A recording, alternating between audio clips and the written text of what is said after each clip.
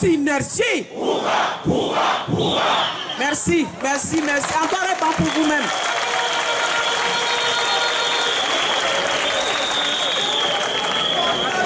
Quand hier, après la conférence,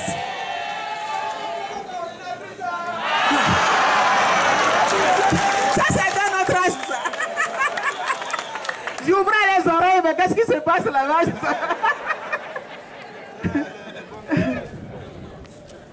Hier, après la conférence de presse, quand nous disions aux journalistes que nous avons changé le jour de l'AG pour aujourd'hui, j'avais une inquiétude. Je me disais, d'abord, nous n'avons pas l'habitude de tenir les AG un jeudi. Les mercredis passent encore, mais un jeudi, on n'a jamais fait. Tous les jours, vous êtes prêts. Et voici que les carrés Nyaroko.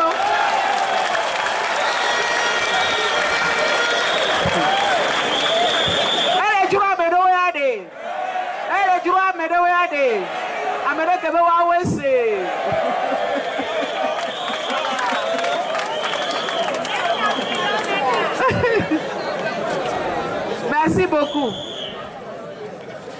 Malheureusement, comme compte rendu, je n'ai pas grand-chose à nous dire. Nous avons laissé la semaine d'accalmie pour voir ce qui pourra se passer. Il ne s'est rien passé du tout que les menaces que vous avez suivies sur le terrain. Tout le long de la semaine, depuis lundi, les camarades de l'enseignement ont été harcelés à haute dose. On les a appelés dans des réunions restreintes, dans des réunions formelles, dans des réunions souterraines, dans des réunions aériennes, dans toutes les réunions possibles.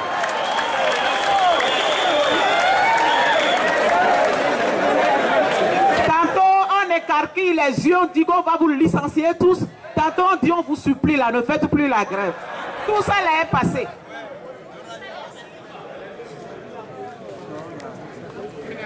Tout ça là est passé tout au long de cette semaine dans pratiquement toutes les préfectures. Et c'est les membres du gouvernement et c'est les membres de certains syndicats qui ont quitté la STT ici, qui ont fait toutes ces tournées. Et c'est les membres des familles qui appellent les leurs. Et c'est les DRE qui rassemblent les gens. Et c'est les préfets qui rassemblent. Aujourd'hui, les préfets sont devenus des directeurs d'école.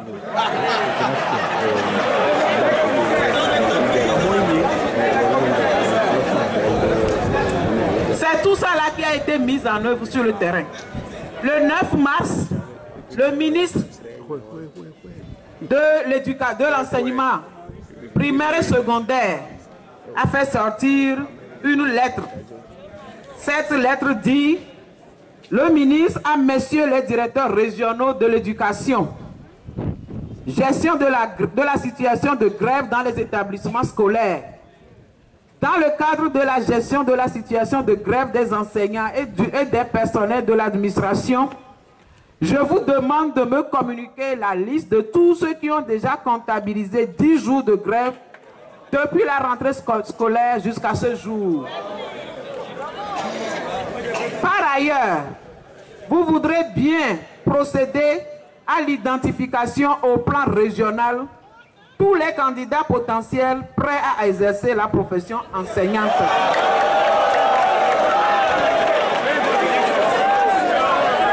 Et nous savons de sources très sûres que le nouveau syndicat qu'ils avaient mis en place l'année dernière a sillonné toute l'étendue du territoire pour aller identifier ces potentiels candidats en question.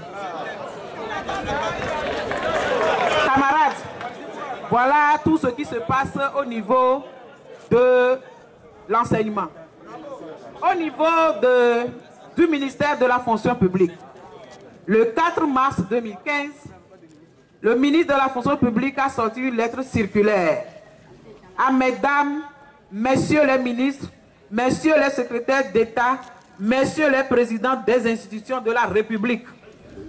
Mesdames et messieurs, suite au climat d'apaisement social instauré par le chef de l'État depuis 2006, lecture,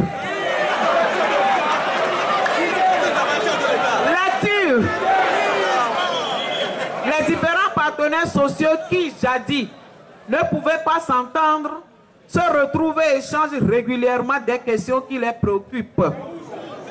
C'est dans ce cadre que les organisations syndicales ont eu à poser une série de revendications d'ordre salarial depuis 2013.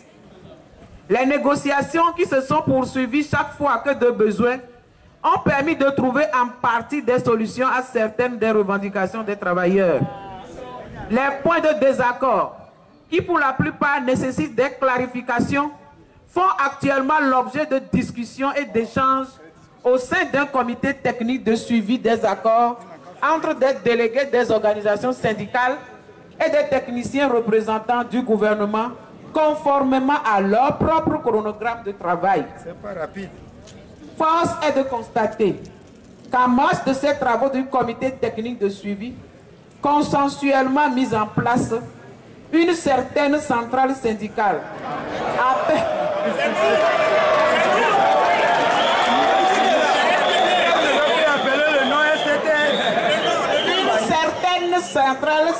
appelle encore les agents publics et ceux du secteur parapublic à observer des actions de cessation de travail précédées et suivies de sitting sur les lieux du travail.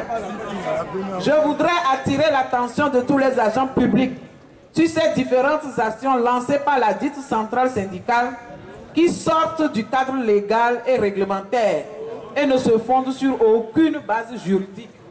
C'est d'après quel tribunal?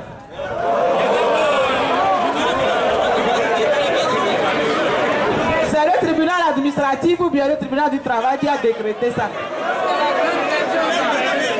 Par conséquent, tout agent public qui suivra ces mouvements d'ordre de grève et de sitting le fera à ses risques et périls et s'expose à la rigueur de la loi en vigueur.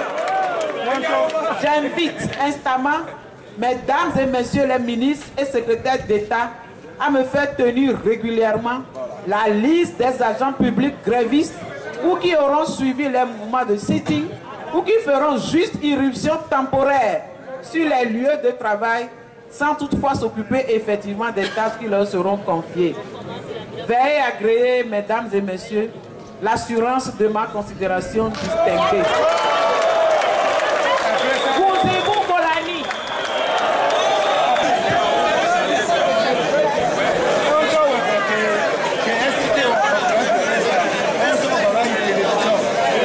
Camarades, voilà les correspondances qui sont parvenues à notre niveau. Et suite à cela, hier, nous avons fait une conférence de presse. Et nous avons démontré à nos chers amis les journalistes que cette test est passible de licenciement ou de quelque sanction que ce soit, à part les précomptes. À part les précomptes.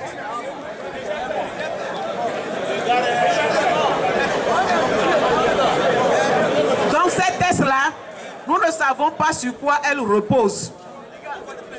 Quand nous avons fini la conférence de presse, vous avez suivi à 13 h nos chers deux ministres sur les antennes de la TVT. Le soir, ils ont réitéré qu'ils n'ont jamais dit qu'ils veulent licencier. Que même s'ils doivent licencier, ça doit suivre la procédure officielle du statut général. Et que ça, c'est juste pour savoir quels sont ceux-là qui observent les mots d'ordre de grève. C'est comme ça, en fait. Vous voyez comment les mensonges continuent de grandir.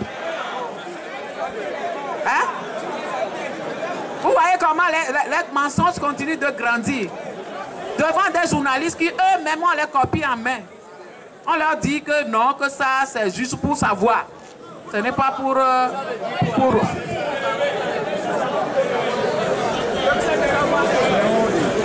Et les gens qu'on devrait... Les potentiels candidats qu'on devait identifier, c'était pour faire quoi?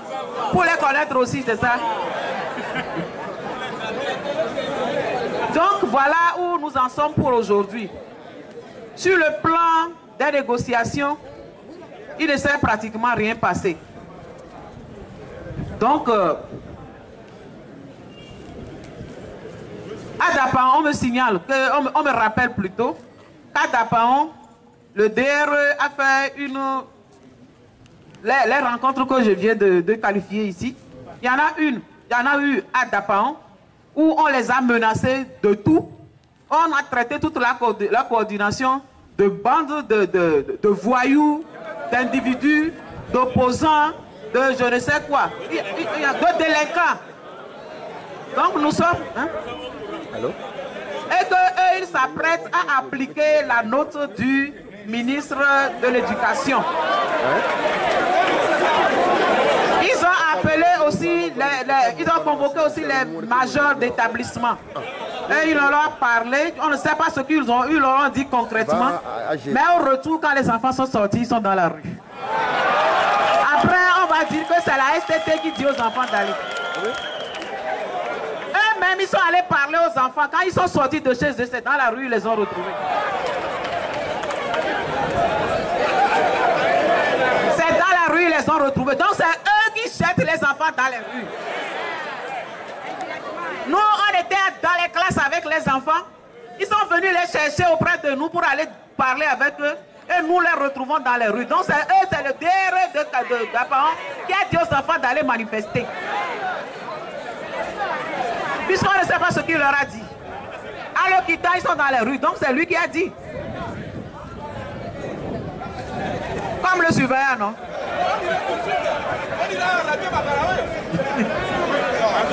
Donc nous assistons maintenant à ces phénomènes où les responsables de l'éducation jettent nos enfants dans les rues. Donc nous avons dit qu'il est maintenant nécessaire que nous nous retrouvions aujourd'hui pour que s'il y a courrier à faire, pour qu'on puisse avoir demain. C'est la raison pour laquelle nous avons différé la réunion, l'AG d'aujourd'hui.